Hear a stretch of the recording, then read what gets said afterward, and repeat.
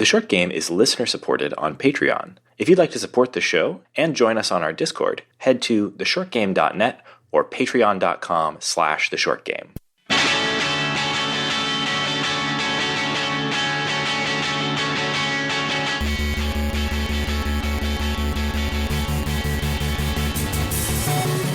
Welcome back to The Short Game. This is a show about short video games, games that respect your time. I'm Raygan Kelly, and I'm joined this week by two very dadly co-hosts. Nate Heininger. And Shane Kelly. Yeah, this is the Oops All Dads edition of The Short Game.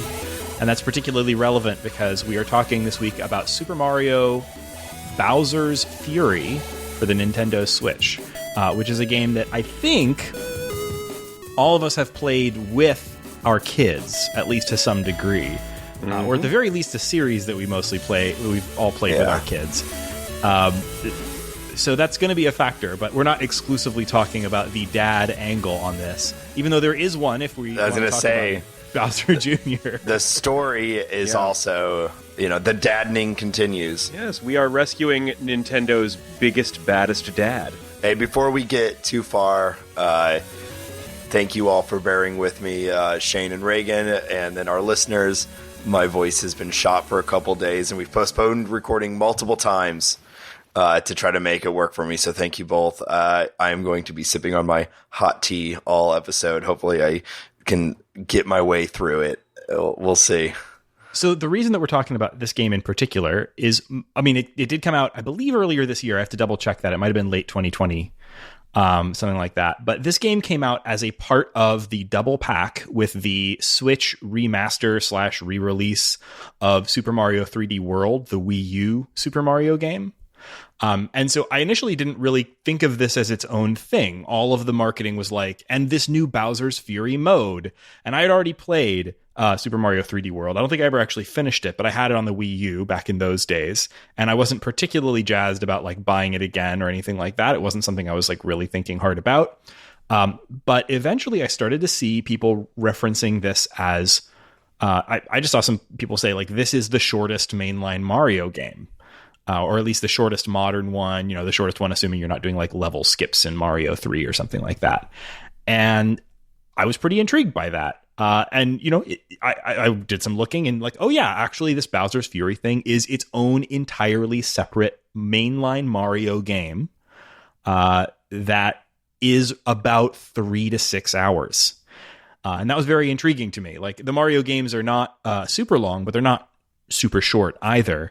And this seems like a kind of an interesting new direction for the Mario series, and definitely a unique game in that series. So I thought it'd be interesting to talk about it from our short game perspective. Yeah, and the Mario franchise is maybe my favorite franchise, and so any excuse to play one for the show, fantastic. Nintendo put out more short games. I love it. So Shane, I know you have probably played more of this Mario game, especially if we include the 3D World version or portion of that package, than any of us. So Shane, true. You want to tell us a little bit about this double pack and specifically about Bowser's Fury? Well, this double pack with Super Mario 3D World is first off, it's a really great choice if you have, like I do, a young son who's very interested in the idea of playing video games. I think this has come up before on the podcast, but I've played now probably 3 or 4 times end to end Super Mario 3D World, mostly with my son playing as player 2. He's only 4 years old. A lot of levels I have to literally pick him up and carry him through and then throw him onto the flagpole. But he loves that. And it does add a fun extra level of challenge to the game to have Mario literally carrying Luigi through the entire thing. By the way, also, I will warn parents who think you might repeat this. My son now thinks Luigi is the hero, and that is why he is always Luigi. And so in games that are normal Mario games, if he cannot choose to play as Luigi, he feels like, well, where's Luigi? And that's fair. Anyway, this is definitely a game I've spent a lot of time with. The interesting thing about 3D World and Bowser's Fury, though, is in some ways, Bowser's Fury is just sort of this. So you should know 3D World originally came from the Wii U, which is why I never played it because I didn't have one. When they brought it to the Switch, they kind of developed this whole extra game. And the way they seem to have done it is basically by putting every single art asset in Super Mario 3D World into some kind of low-effort Super Mario 3D World cat cosplay. And literally slapping ears on anything, on every single thing. But that is great. It is a great piece of theming. That is the best idea. They reuse every enemy. They know what people like, and people like cats. People like cats. People like Mario. What if we just combine it and people are going to like it? And you know what? It's true. I bought this for the Wii U and played it, and I loved it. I love Cat Mario. Easy equation. Yeah, Cat Mario is easily the best addition to like the sort of canon of Mario power-ups ever. Yeah, for sure. Yes. I mean, like, I like Tanuki Mario just fine. I like the cape is good, whatever. But like Cat Mario, like in terms of just like straight up cuteness, like Mario is cute, right? Mario's a cute little fat little dude, and he's cute in and of himself. But like, my gosh, he gains just absolute metric tons of additional charm when he puts on a little cat suit. Yeah, and like runs around like on his little cat feet. Or you can make him crouch and he does a little like cat butt wiggle. Or he can like climb up walls and then he loses his grip and kind of claw slides down. Oh the wall. god, like, no, that's the worst part of Cat Mario. I get like it's like fingernails in a chalkboard every time he runs out of energy climbing something and just scrapes all the way down it. I hate it. But yes, Cat Mario is awesome. And it was, to that point though, is such a it's a really smart addition to Mario's moveset in a 3D space, giving him a power up that allows him to climb walls. It's really cool and adds a whole new level of platforming to the game that the previous 3D Marios didn't have. So in case it's not clear, like Cat Mario as a power-up was in the original Super Mario 3D World. Cat Mario was sort of like the like signature power-up edition in that game. It's great in that game, by the way. Like we're not really talking about it primarily here, but like Super Mario 3D World is one of my favorite Marios. It has the like old school Mario structure of like, here is a bunch of levels and you have to play through them from beginning to end, and they might have multiple exits and so on. But it's also very modern, so it takes that same structure, but it is 3D. It's just it's sort of like it's more than 2.5D, but it also feels a little, it's like very linear 3D levels. They are still sort of essentially left to right, but there's lots of space to run around within that sort of 3D structure. The thing that I really liked about it is that it follows the traditional Mario structure of kind of world map, 8 big worlds that are a collection of levels. There's a castle at the end of each one of those. That's a really easy structure to understand. It feels like it makes it really feel like a Mario game to have the traditional structure of a Mario game. And at least for my son, like that structure was understandable. And the fact that he's not having to control a camera means he can actually play it. Because adding camera controls to most games is a big hurdle for new players. So big fan of that aspect of 3D World. I will pass along my son's, I think, very incisive critique of Cat Mario, because we're so positive on Cat Mario. My son told me that he thinks you should lose the cat power-up when you go in the water. You know what? That's fair. Fair. Yeah. And also, I agree with him. That's pretty smart, kiddo. Yeah, that's pretty smart. Super Mario 3D World is a great game. One more point I wanted to make before we move completely off of 3D World and on to talking about Bowser's Fury, which is what we spent most of our time in for this episode, is that that Bowser's Fury doesn't so much do this, but Super Mario 3D World is a up to 4-player multiplayer game. There's a lot of Mario games that do this, but I think this is one of the only ones in the sort of like mainline Mario series of like big, big budget, full fat Mario games where you can play with like 4 simultaneous players, and it handles that in a way that I think is like really, really good. Shane mentioned being able to like pick up players. So if you have like players of different varying like skill levels, players can help each other out by carrying each other. They can kind of grief each other by jumping on each other's heads. It's pretty smart about how it handles lives between the characters. You can pick them up and throw them out of the level. That is very funny when it happens.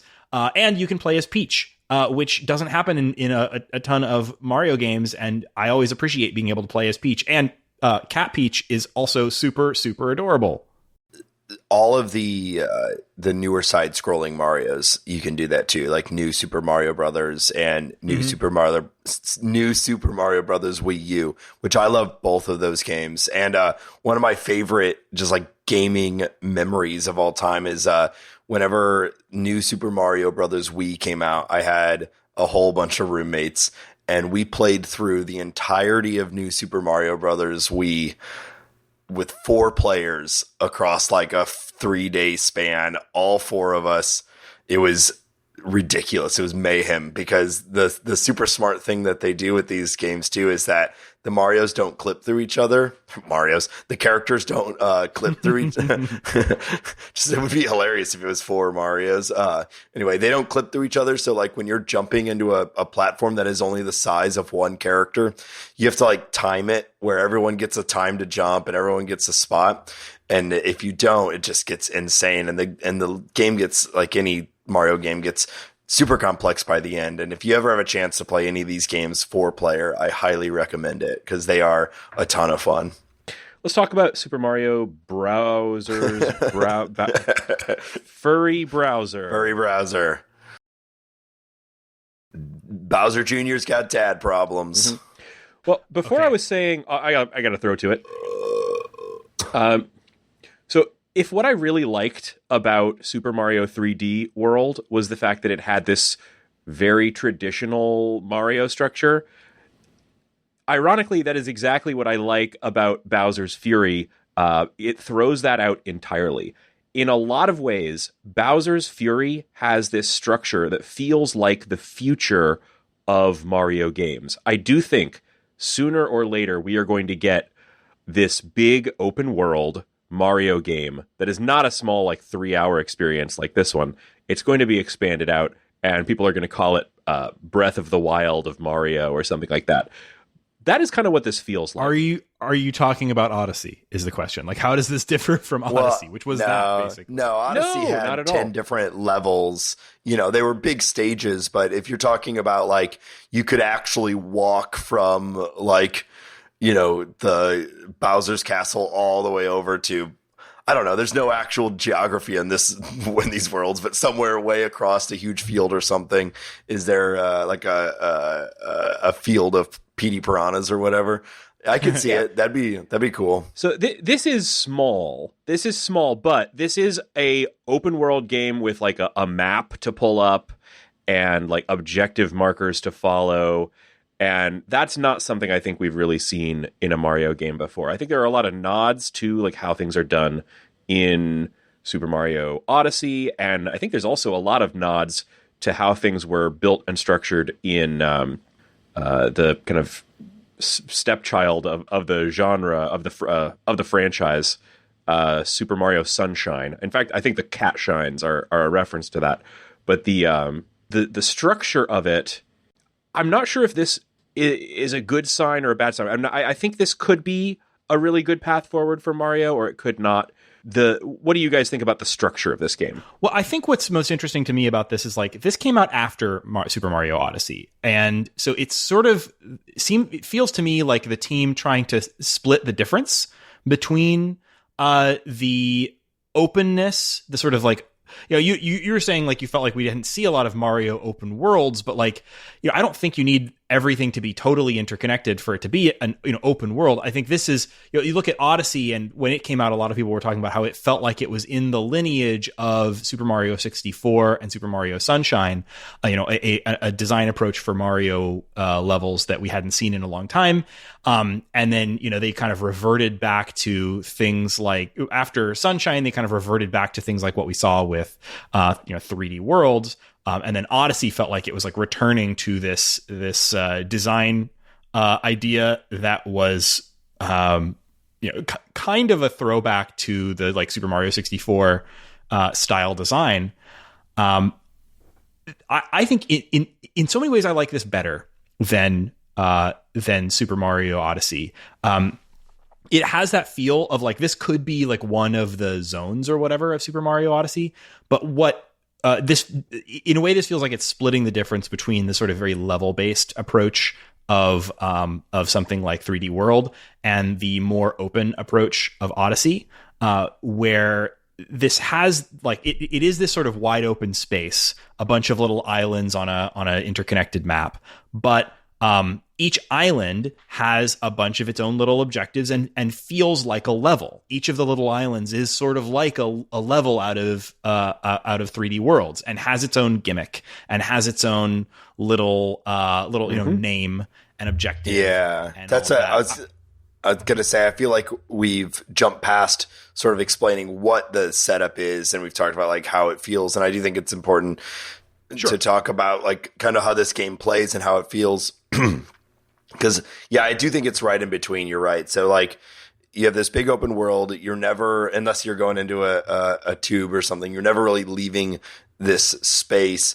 And there, just like Odyssey, there are going to be tiny little random cat shines that you earn, and you're trying to collect a certain number. Just like Odyssey, you have a goal. They're little cat faces in this game because everything's a cat. In Odyssey they were moons, but it's an objective. Sometimes it's gonna be like a single focus objective, some sort of Mario puzzle, some sort of like traversal challenge that you can see the moon is, or the cat shine is right there. You accomplish that traversal puzzle or whatever it is. There's like even like little battle arenas, which I love, and you get that cat shine. But then there's other ones like Raygan was saying where it's like full on Mario set pieces that are like big ass Mario style structures, like big moving blocks that have lava under them that are rotating with PD piranhas all over them. And you enter into the island and you get a thing across your screen telling you the name of the island, and then you'll get like what's the current objective of that island. And usually the first one is just make it to the top of whatever the structure is on this island. You get to the top, you get that cat shine. And then once you have to leave the island and come back, and something on the island will be changed. There'll be like a new little objective that might be like, now there's a big button that you butt bomb and it adds a new set of blocks that you have to race through in 15 seconds. Or now there's like a blue coin challenge that we've seen in a lot of the different games. Or now there's a new thing you have to fight or whatever. And every island has like 3 to 5 different little micro challenges, as well as the other ones that are just mixed all in. So you get this sort of open world experience where like if you run into one that is challenging, you can just hop on your best friend Plessy, who I know I can't believe we've made it this far without talking about. But Plessy is 100% better than Yoshi. Fight me. Yeah. I so agree. Yeah, and so you could go to another island and try another challenge or whatever, and ultimately you just have like a hard line. You have to get 10 cat shines, and once you get 10, more of the map opens up, and then your next goal is like 20 or whatever, and then more of the map revealing more of these islands because Bowser's got his stink all over this place, and it's blocking off all these things. And the more cat shines you get, the more it pushes away Bowser's stink. We have to talk about how Bowser is. Well, so game, there's right? I wanted to say something about that too, because the game starts off where like Bowser's son is like, oh no, there's something wrong with Bowser. I need your help. I need to get Mario to help me save Bowser. I'm just like, why would Mario ever help Bowser? This isn't like a Batman and Joker because sort he's of a nice boy. Because he's a nice boy, Nate. No. Mario's a good boy. Mario has no reason to help Bowser. All he does is wreak havoc. But anyway, Bowser has a real problem. He's gone full kaiju mode. Yeah, he is. So the two big things about this game, the two big kind of like twists, right, are like, okay, let's take everything from 3D World that all sort of existed in these own little tiny little individual levels and do a gigantic mix-up, mash-up island chain where there's tons, everything you saw in 3D World is mixed together, plus cats, right? That's the sort of main overall thing, is like, put cat ears on literally everything. All the trees have cat ears. All the birds have cat ears. All the Goombas have cat ears. They I have to stop right there. People are gonna love it. I have to stop right there. All of those things that you've said are fine, but the Goomba, the Koopa Troopas with cat ears looked absolutely cursed. They did, because they added a fuzz texture to their bodies. And fuzzy. they put the ears like in a really weird spot on their head, and it just was uncanny to me. I said no, thank you. Yeah, no, thank you to those. But overall, the cat ear edition, A++. But the other big twist that they were playing with here, that's something we haven't seen. It wasn't just a remix of anything from previous Mario games. Was that this game takes place in this sort of like chain of islands, and off on the horizon you see a massive, incredibly huge Bowser shell just sort of sitting there, right? And occasionally Bowser emerges from his shell. Bowser has turned into like full sicko mode, like angry dragon, breathing fire, Giga Bowser. White hot eyes. Yes, Bowser has become Giga Bowser. And he's incredibly huge. It's a very convincing effect. Like, it really gives you a sense of the scale. Bowser is enormous, and he's coming after you. And when he's in like sicko mode, he is breathing fire at you. He is like raining. Sorry, Giga Bowser is a different gigantic Bowser. Giga Bowser is a different. Yeah, no, I had to Google it. Giga Bowser is in Smash Ultimate when he gets the Smash Ball, and then he becomes a gigantic. Giga Bowser. They do use you. You do have to ring the because Giga there's the Bell. Giga Bells that So when you want to fight gigantic Bowser, which is he not called Giga Bowser in this? Maybe he's not. Let me double look up the wiki. The Mario wiki will tell us. But yeah, definitely.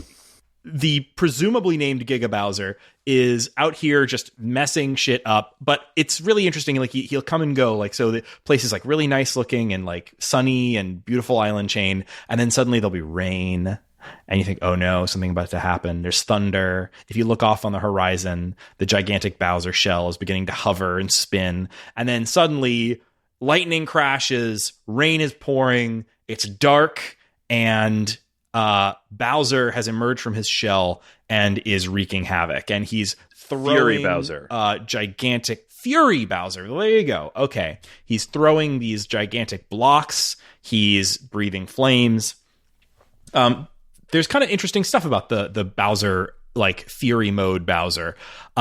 There'll be a lot of things around the various islands. First of all, one thing that's kind of odd about it is that it will interrupt you in the middle of doing something. And you just sort of have to deal with that. So like, you'll be trying to complete some little platforming challenge and it'll begin raining, and you're like, I was 5 minutes from the end of, what I really thought was going to be a successful run at climbing this complicated tower. But I guess I'm just screwed because Bowser's going to show up and breathe fire at me, and I have to run away, or I have to, just spend a while dodging flames. And if you were in the middle of something complicated, you're probably just going to have to start it over, which can be a little frustrating. I think this is going to be the most controversial element of this game, and I would like to know what everybody thinks about it, because the fact that this Fury Bowser mode can come up at any time. I think it's also worth mentioning here, you can end it at any time by collecting one of the cat shines. So if you get the cat shine, he like squints at you and shrinks off and goes back underwater. Yeah. I really like the idea of having this like kaiju sized Bowser in the level as a thing that you can actually go up to, and you can like hop on Plessy and go right up to his feet if you want to, get stomped on. And I also really like the way that it changes the levels, because he actually throws out a bunch of these weird blocks that like go out into the level and will be most usefully things that you can hide behind when he uses his breath attack on you. I typically did not find it to be something that was like, I certainly a few times it wrecked something I was trying to do, but usually I felt like it was just taking a lot of the basic traversal that this adds to the Mario formula and occasionally spicing it up by changing the level and making you like hide behind things and do different things. And it just looks really cool and is a great way to keep the villain in a game like this omnipresent and like the objective, like something that is clear, and it's not like you're just chasing Bowser back to his castle where he lives and kicking his butt. He's there, he's in your face. Mm-hmm. And the fact that he's hovering on the horizon, even when you're doing these like nice, pleasant things, if you look off against the horizon, there's this enormous, menacing presence there the entire time, is just like really cool. I thought it's visually like incredible. I liked it for all the same reasons that you said. And there are some blocks that already exist in the world, and they can only be broken if you basically like direct Bowser's fury at them. So they're like little blocks that have Bowser's face on it, and he breathes fire in a huge line that will sweep across the map. And if you stand in front of these blocks, it'll knock it out, and it'll reveal some sort of prize, usually a cat shine, if not something else. And that's cool. Like I liked it at the beginning. I think all the things you guys said about thematic and how it looks cool, totally on board for that. I will say, by the end of my playing this game, though, this is like my least favorite part of this game. I found myself, if it had been several minutes, if I'd been playing for a while and I unlocked a cat shine, I would like stand at it for like an extra 30 seconds to see if Bowser was going to pop out, just so I could end it like the moment it started by grabbing the cat shine. And like, I don't know, I think maybe it needs to just happen less often, or there need to be something, because it eventually just becomes kind of, it's not very fun anymore. It's just like, man, like I really like this world, and I love exploring this world, and now I just have to like hide for like, I don't know, like a minute. Maybe if it was shorter or something, I don't know. Like the idea is great, but it's just it got very annoying by the end, and it's my least favorite part of this game. And it doesn't ruin the game for me. I still really love this game. It's Mario, of course, I love it, but like I've never felt this level of like, come on, in a Mario game before. So here's my counterpoint to that, and I think it might not be the same for all people in all situations, because it's very particular to me. I looked forward to it every time because my daughter was really, really into when Bowser showed up. Yeah. Okay. Well, yeah. I mean, that's play this with Raygan's daughter. Yeah, that's what to do. Tip for our listeners. So I kind of went into this game like I knew that this was a critique people had of it, right? A lot of the early reviews and everything that I read, a lot of people had this same complaint that like the Bowser, Fury mode where he like storms across the level, it has the benefit that you get to unlock things that are kind of hidden behind these Fury blocks and whatever, but that it can be very, very frustrating if you're in the middle of something and get interrupted. But I kind of went in with that knowledge, in advance that this was something that could be frustrating, and I kind of just took to heart that like I'm not going to worry about it. If I get interrupted, the Fury mode doesn't last that long, and then I'll go back and try it again. And while the Fury's on, I'm just like, you know what? Okay, now is the time for me to run around looking for Fury blocks. Whatever I was doing, forget it. I'm going to run around looking for Fury blocks while he's rampaging. And I didn't mind that. And it, like I mentioned, it really helps that like I played basically this entire game with my daughter sitting in my lap, holding a PlayStation controller because she wanted one of her own, but wasn't like there's a sort of 2-player mode, but it's not something let me tell you, I tried giving her a player 2 controller and it was a nightmare. So it was much easier for me to give her a Fate controller. My daughter is almost 3. And so she loved when Bowser would show up, and she also loved Plessy. Those are her 2 favorite things about this game. So, she was constantly saying like, where's Bowser? Where's Bowser? And then when she would show up, he's so big. He's so big. And then, where's Plessy? I want to see Plessy. I want to see her. And then we'd go look. Oh, there's Plessy. I see Plessy. That's basically her experience of this game. But like for me, like I enjoyed when he would show up because it was like, yes, it meant that I had to interrupt whatever I was doing, but I don't know. It never felt like that big of a deal to me. And it was a change of pace. It's like, it meant that like, maybe I've been throwing myself at this little difficult platforming problem for a while. Well, now I need to run around with my hair on fire and see if I can find any Fury blocks while I'm at it. And it is a break it up for me. I think that's super fair. I mean, it's Mario. Like it's, if you're taking it so serious that it's like, you're mad when Bowser shows up, like, relax, it's Mario, just play the game as it's intended. So I agree with you. I think that's a fair point. And it's not like this, I would still definitely recommend this game, just like on a whole, like the only thing about this game that was even remotely like not awesome was that to me, but it's not like game breaking or ruining or anything. On the vein of like, playing this with my daughter. I don't want to like make this the Raygan talks about his kids show, but like specifically, like I think this game where I'd started by trying to get her to like sit with me and play Super Mario 3D World, which I tried, starting months ago, and she enjoyed it. But she didn't get nearly as into it as she did with this game. The big set pieces, Bowser wrecking through, that sort of dramatic stuff really clicked with her. And also I think the ability to like look out across the horizon and see interesting things off in the distance. Where's Plessy? There she is. Or, that kind of thing. Like that really connected with my kid. She was really much more interested in that than she was in the sort of linear levels, like, going left to right and so on. Yeah. So like for me, hard to separate the 2 parts of my experience, but like for me, I enjoyed this game significantly more than Super Mario 3D Worlds, despite how short it was, because it was something that like I sort of shared that same kind of perspective with my kid. Was like I liked the big world. I like being able to look off in the distance and see something interesting and go check it out. And I don't know, the gigantic scary monster that shows up every now and then was a big part of that too. Yeah, this is basically the scariest Bowser has ever been. For sure.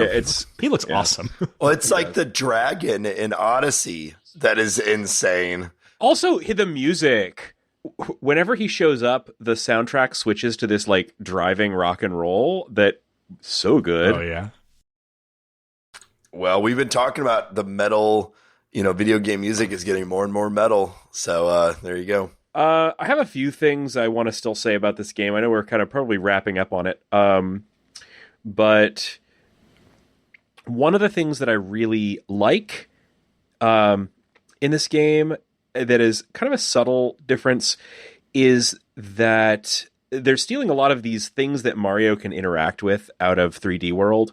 And some of them are things like the block that turns you into a helicopter, or the boot. Great one. Right? Yep. These things are basically power-ups, and they kind of function as power-ups.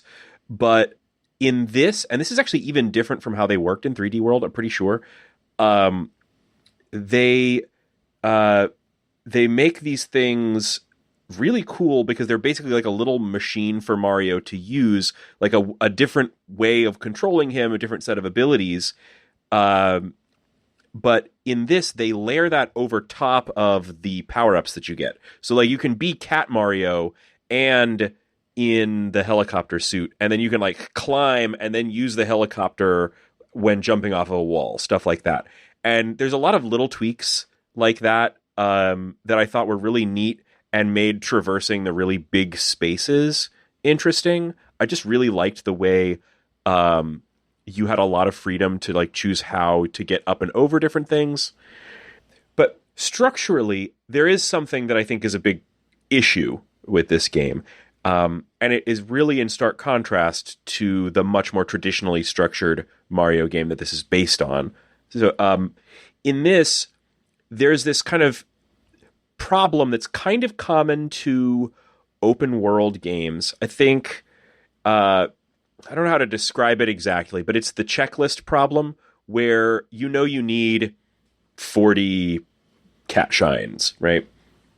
And you've got your map and you can look at all the locations where you can go back and get cat shines, but you've done all of the ones that are interesting, right?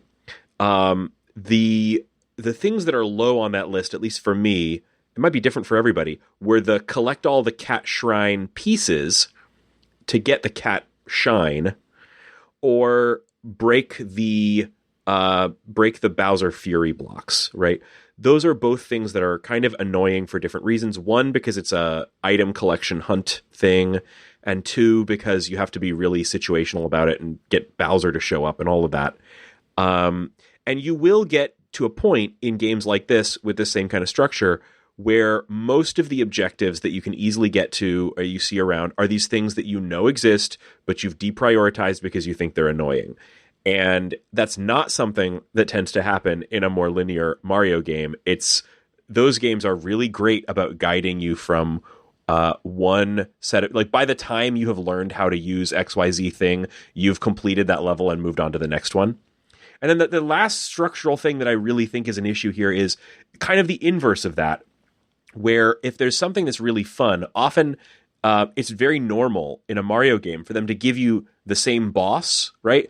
And take a twist on it, like 3 or 4 different times, right? That's a lot of the structure of Mario is you play through and you're going to see the big trash can boss, and then you're going to see him again in a smaller arena, and then you're going to see him again, but he breathes fire or whatever, right?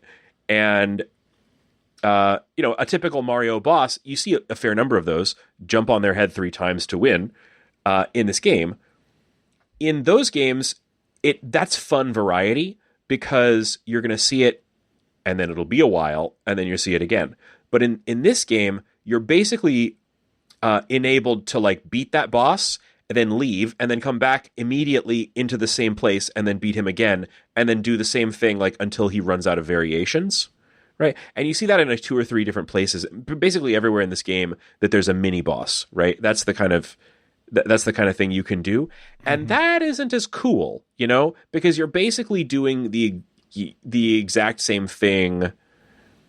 The variations matter less. You end up with 3 cat shines, hooray! But then you never see that critter boss again, right? So yeah. So I think I know what you're talking about, and like that. It depends on how you approach things. Like I that is definitely true. That like there'll be an island that has like for example the island that has like a little Colosseum looking building, and inside you fight one of the Bowser's Kid enemies, and you can go in there and fight one of them. And then you leave. And then if you want, you can go immediately back into that same building and fight another variation of that same little mini boss fight, right? And you can do a third variation if you want. And if you do want to, you can do all 3 of those immediately. But like when I played the game, I went in there, I fought one of the mini boss guys, and then I moved on someplace else. And I came back to that spot like 3 hours later and fought the next one. So it depends on how you're approaching it. I think pacing this game, I think, does want you to sort of like roam around and explore the map and then come back for a second pass on some of these islands, because every island does have 2, 3, 4 different challenges. And the challenges, because they're on the same map, are by necessity pretty similar. But you don't have to do them right away before you don't have to, but island. You don't have a reason not to. And like Plessy is great, but Plessy is a good car to get from one island to another. But it's always easier to just get all of the cat shines that are nearby before you leave. And that's what leads to that other problem of having the like slightly less convenient items be the only things left on your map at the end. Yeah, I didn't really experience that problem because I kind of enjoyed almost all of the tasks, but I did do what you're talking about, Shane, where I'd be like, it's sort of like min-max an island, I'd complete the objective, swim out into the water 10 feet, and then swim back in so it would reset with the new objective, and then do that one, and then swim out and swim back in and then do that one, which felt a little weird. It didn't feel like... Mostly you don't even have to go swimming. You fall out of the weird building, and the minute you go back in, like the minute you hit that beach, it is going to show you a list of all the cat shines that are still available on that island, and it'll tell you like, hey, you could fight this boss again. I'm like, okay, don't mind if I do. Yeah, well, in the other ones, though, like you have to leave and come back for like the button to appear that you ground pound so that the magic blocks appear, or the little blue button appears for the blue coin challenge or whatever, and I would do that. I did think that finding the cat shards was probably my least favorite one. That said, I don't love that either. That said, though, like that is generally one of my more favorite parts of a Mario game is the like exploration element, the micro exploration. Like, we've seen that as red coins or purple coins in other Mario games. And I do tend to, if I'm playing through a Mario game, try to get all of those. In this, it felt like a lot, like having 5 of them felt like a lot. So it was not as fun as like the 3 that you might see in another game. But I kind of enjoy that. Like normally those cat shards are going to be in like a more challenging platforming thing, and I always look for the more challenging platform. While we're talking about structural differences between this and other Mario games, and especially 3D World, this game is super liberal about handing out tons and tons of power-ups, and unlike pretty much any other Mario game I can remember, you can store a ton of power-ups and summon any of them at any time. So you have a little bar at the bottom of the screen where you can save up to 5 of all of the power-ups in this game. Mushrooms, the Cat Mario bells, the special lucky bells that are basically the Cat Mario bell but round and slightly different. I had to look up what those do differently. The fire flower, the boomerang, I don't think you can save up the invincibility things, but pretty much everything else you can save and then just hit a button and pop them out whenever you feel like you need them. And I love this. I know that, older Mario games, like a big part of those games is like finding a power up in one level or one area of a level and then bringing it somewhere unexpected. And there's a lot of fun in that.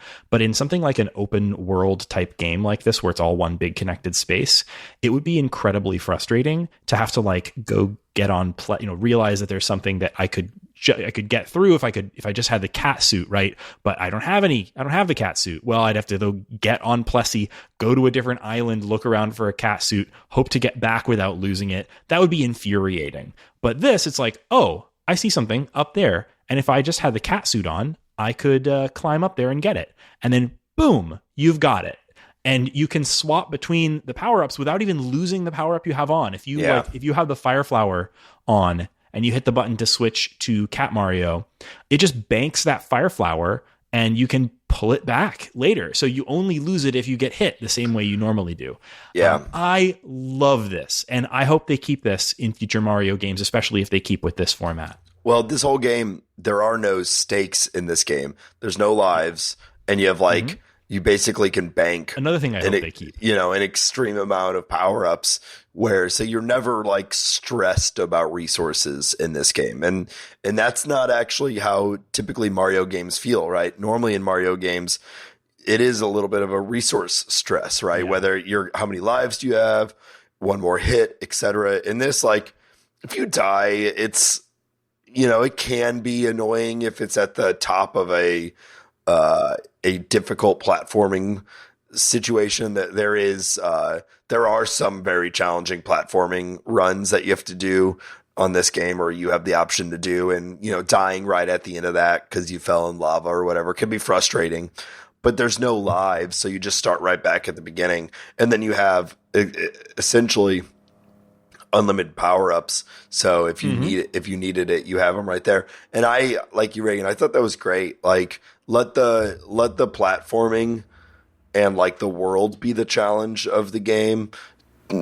We don't need this extra layer of like, well, if you fail 4 times, you're going to have to restart and do a bunch of these levels again or something like that, right? Like, just let what you've completed be done, and then let the challenge of the challenge be the thing, and not like live management or whatever. I thought it was great. And I agree. I think they could take this model to more Mario games, and it would allow them to increase the challenge a little bit of these games too, if you don't have to worry about lives, which would be cool. Yeah.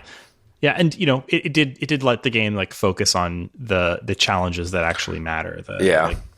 Platforming stuff is like really solid, and it also, this felt like a really welcoming game for those 3D Marios. Even things like Odyssey, they can be pretty tough, and especially for new players. And this felt pretty chill in a way that I think will be much more welcoming to people who maybe haven't played those before, or are maybe just coming from the new Super Mario Bros. Or 3D Worlds style of games. Yeah, I was thinking about the power-up banking, and like they've done it in other games. I mean, all the way back to Mario 3, right? You have that 3 had it, but like you could bank one, I think. No, you had two like rows of it. Remember, the bottom segment of the screen would flip over, and you'd keep your whistle. You'd keep your whistles and your, but for the most part, at least, I think like, most of us, you end up just like banking those things and almost never using them, because I think you could probably,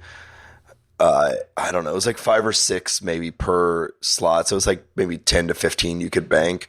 But that always felt way more valuable and rare than in this game, where like they're constant and you're banking them. So like, if you're not, which one, like it's not like just like first in, last out. It's like which I think it was with Mario 3. I don't think you could like go in and pick specifically which one you wanted to take, unless I think you could, because you could. That's really? how you'd like. I should go play that again, because that's how you'd pick the whistle or the P, the P cloud and stuff like that. P cloud. I don't know if that, but and then like in the newer Marios, the side scrollers, I think you'd have one on your person, one that you are actively powered up by, and then you'd have like a second. But if you got hit, you could trigger it to fall, but you might even miss it. You had to like go and catch it. On this game, when you trigger a power up, like getting one, Bowser Jr., who's just floating around you the whole time, he chucks it right at you, so you're not gonna you're not gonna miss it. So one last thing before we exit out of this, because I think we all love Mario.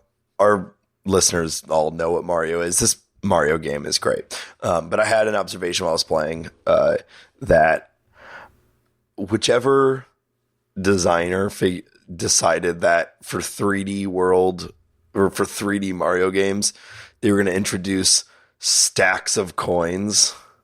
They deserve like a Nobel Prize or something. It's like the most satisfying thing that I think has ever existed in video games, is finding these stacks of Mario coins. It feels so good. And like, there's a couple treasure rooms in this game that you can get to that just have stacks and stacks of coins, and it's so good. It's so good. And this game has it, and I love it. It's been in the 3D games for a little while now, and it's just that's what I want, and it was great. So yeah, I also want gold coins. Yeah, right. Scrooge McDuck over here. I have one more thing I want to call out about this game, which we haven't really talked about, is just the actual mechanics of the boss fight with Fury Bowser, which I thought were great. Like when you want to fight Fury Bowser, most of the structure of the game is about unlocking these Fury Bells that are or Gigabells that are like on certain islands that are kind of little hub areas. There's like 3 or 4 of them, I forget. And when you get that, Mario goes Super Saiyan and turns into an epic giant. He looks like a glowing golden lion, and it's badass. It's cool every time. And when he gets hit in that mode, he doesn't shrink. He just loses the cat power and then turns into like really large Mario. And then hilariously, at least to me, hit again, he turns into little Mario, but huge, which is terrific. Big, small Mario. I still, by the way, have never found an explanation for small Mario that has satisfied my 4-year-old. He is confused. He is like, did he turn back into a baby? What's going on here? But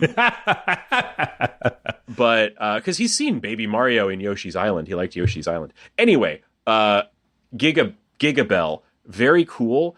And the mechanics of that fight they're not like insanely crazy, but it's very fun to be battling in this really large space that is made up of all of the little islands, and you're basically stepping on them.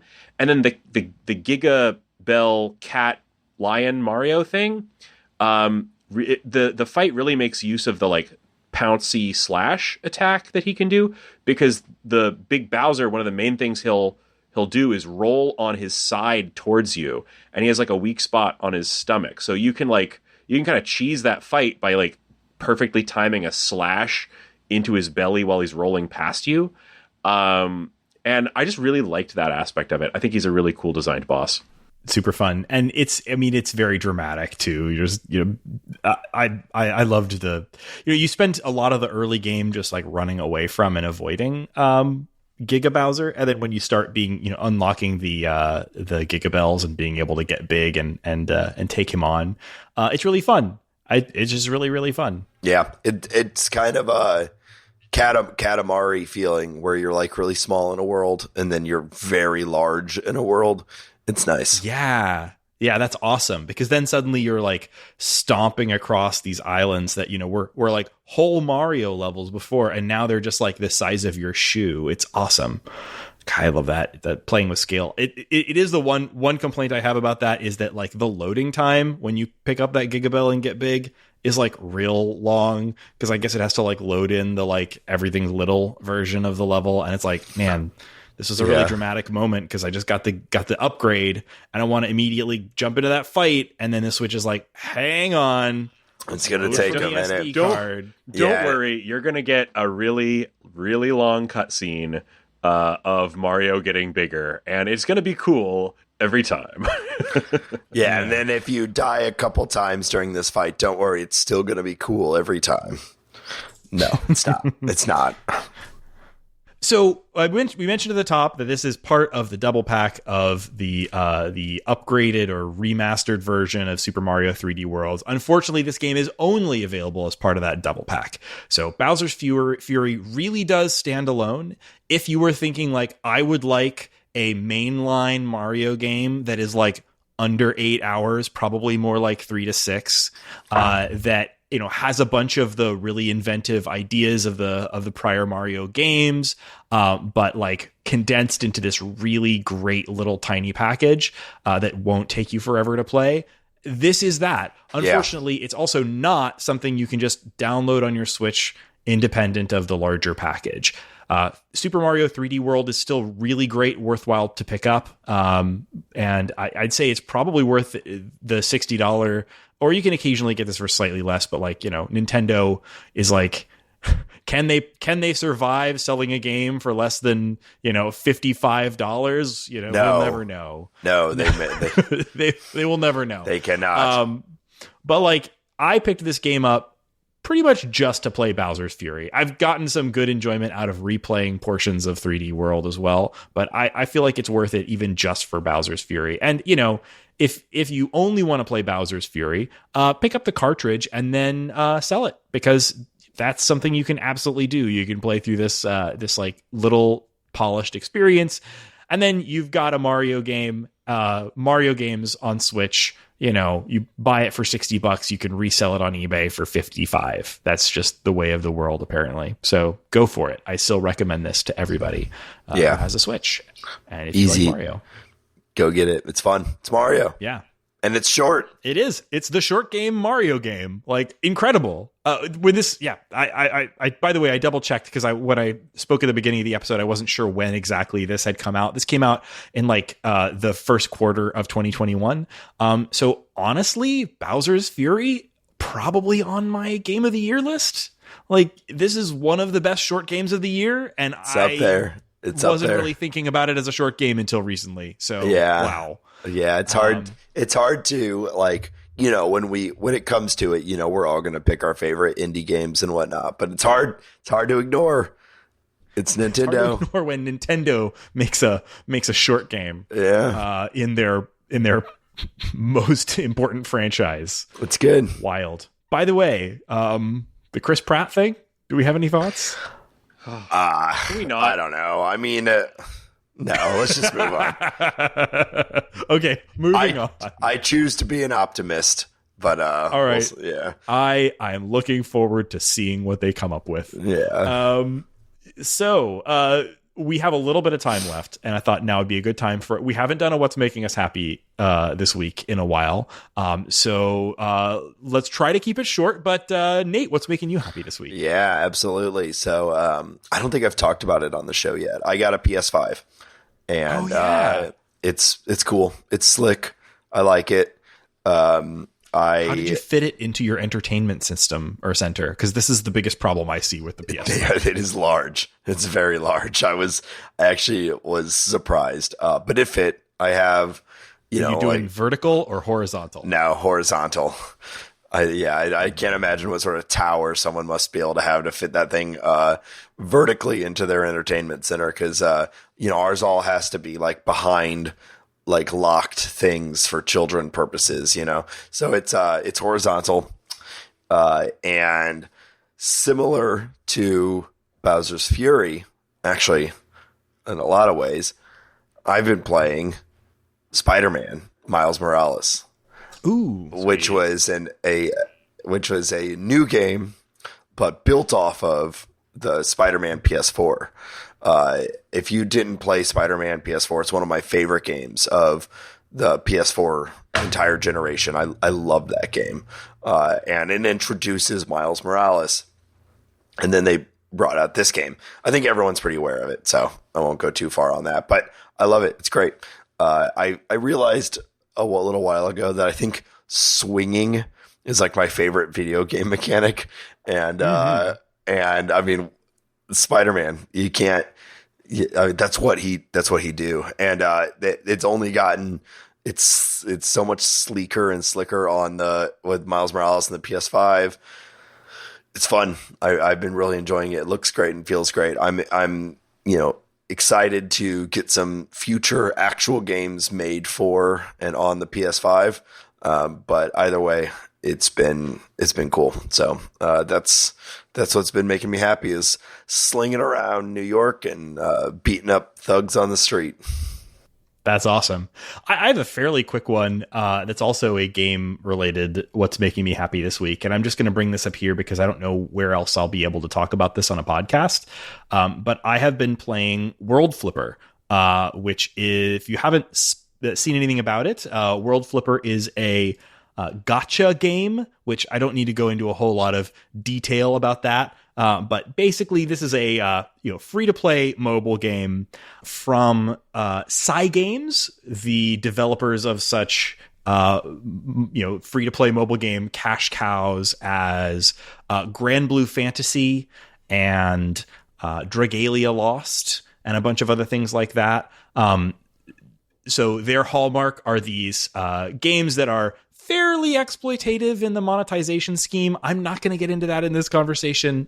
I haven't spent any money in this game, but I know that it's potentially problematic for some people. And I don't love this style of game. This is my first one of these. I've tried a couple others out of curiosity about the sort of genre. I tried Grand Blue Fantasy. In fact, I think I talked about it on the show maybe a year or two ago. I had a bunch of conversations with a friend of the show, Jeremiah, about that game, which I think he was much more into it than I was. And I tried a little bit of Dragalia Lost, which was like a co-production with Nintendo. That was a mobile game. That's, same thing. I didn't really get into it, but this does the one thing that will always get me to try a game sincerely, and that is that it is a fusion of an existing genre with pinball mechanics. So this is a free-to-play mobile RPG with gachapon style character acquisition, system. Like you get little beads and you pull on a slot machine to get different characters that you can add to your party.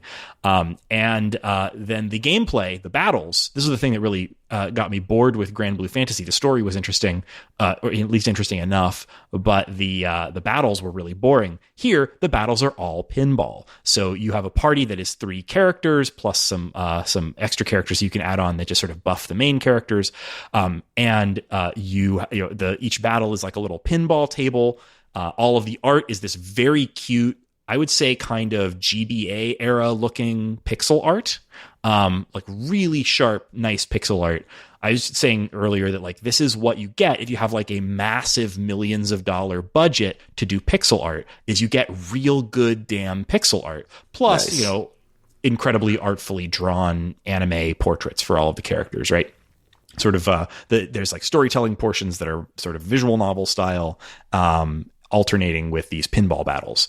And the pinball's really fun, man. I mean, it's not like the most skill shot oriented thing ever. It's really button mashy, like to the point where you can't even individually control left and right flippers. You just hit a button to flip both flippers at once. There's no like. It's all right for it's good for mobile though. So can you play with? Can you play with totally one-handed game? Yeah. Okay. Yeah. It's an excellent one-handed game, and like each character that you acquire has a different sort of special move attack, and so you're like doing your pinball flippers to like attack things with your pinballs, and then eventually meters fill up and you can pull those special attacks and you're leveling up your characters.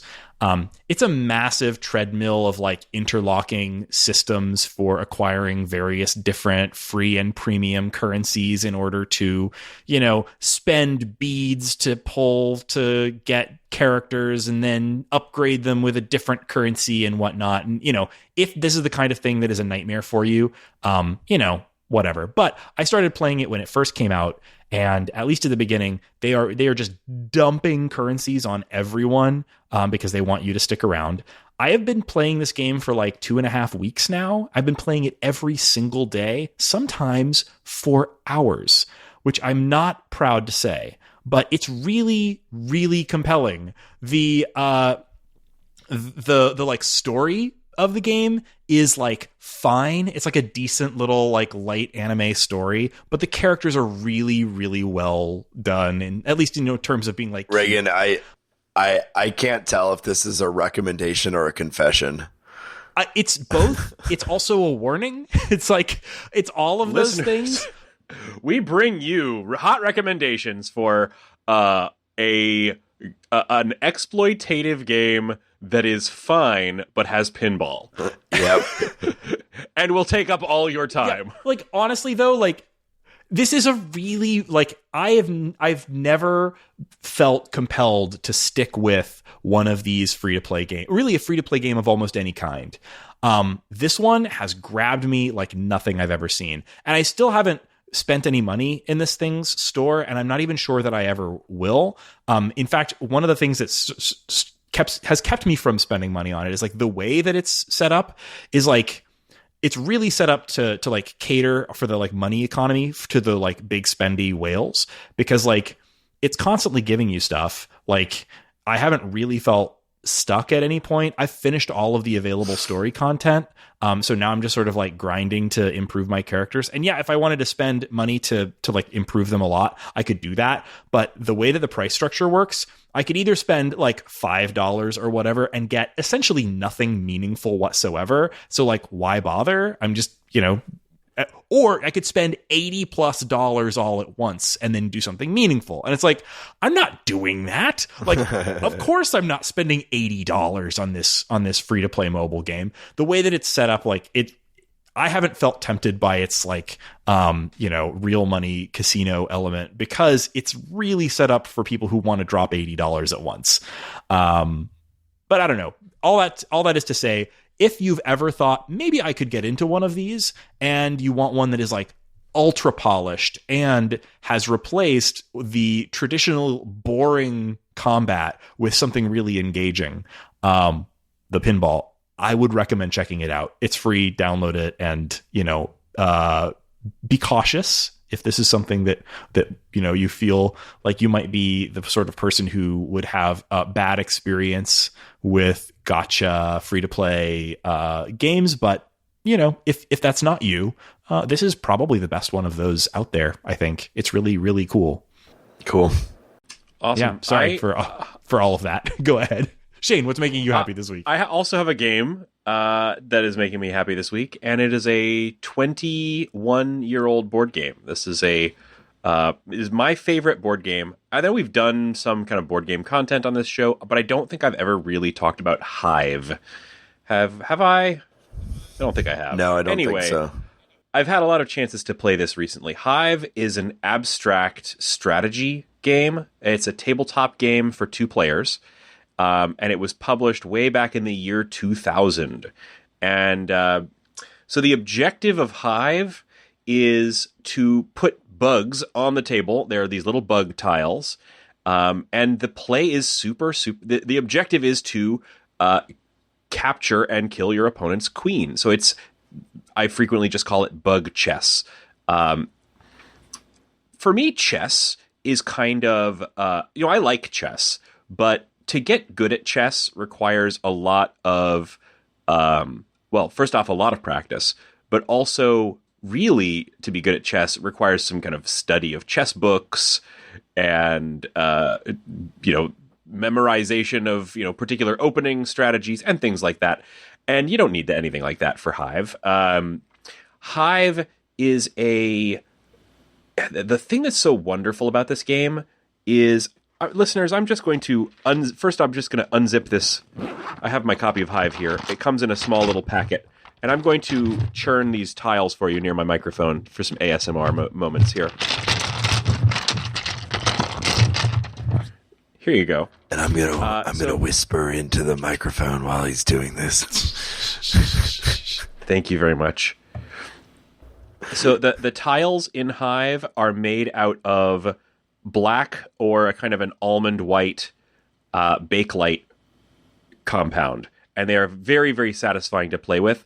And one of the most wonderful things about this game is you can play it literally anywhere. You could play it on a beach because there's no board. You're just putting the tiles down.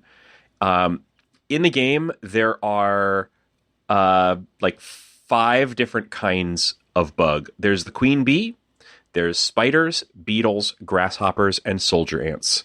And each player has an equal number of each of these.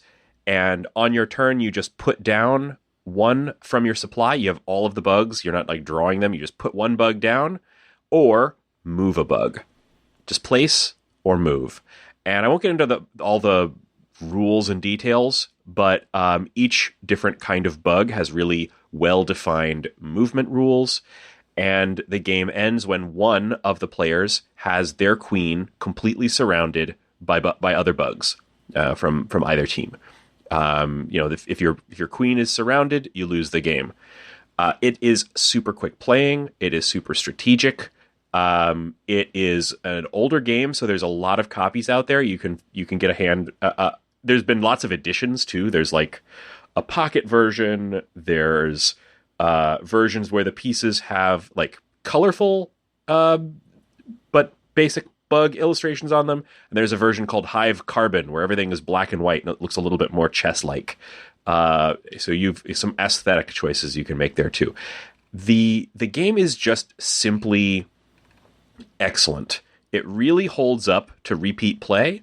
And if you are, like I think a lot of us are right now, maybe socializing in small groups and would like to have a game where you can just sort of pull it out and play it anywhere, outdoors if you want, and just have a quick playing 2-player fun game, super, super good game. I can't recommend it enough. I can also vouch for this game. Shane usually seems to just have this game with him. Whenever I see Shane, there's about a 50-50 chance that this game is just going to appear. And it's a good one. It's a really, really good game to play with, like, a couple beers at a beer garden or something like that. It's really perfect for situations. I've been looking into it. This looks great. I've never heard of this, and I'm always looking for a good game like this. So it's a great recommendation. Oh, there are expansions for Hive. The one to get is the Ladybug. Good to know. Thank you, Shane, and thank you, listeners, for joining us on this episode of The Short Game. You can find our show on the internet at www.theshortgame.net, which is where you'll find all of our stuff, our searchable show notes page, which is a great way if you are curious if we've covered a game in the past. Just do a quick search there, and you will find out. And you can also find our contact form, or you can reach out to us on Twitter at _shortgame. Also, from our website, you will find a link to our Patreon. That's right. Our show is 100% supported by our patrons on Patreon. And thank you to some of our recent new patrons. Very much appreciate you. If you are a patron of this show, you get some lovely benefits. First of all, you get immediate access to our Discord, which is where we talk about the show. We plan episodes.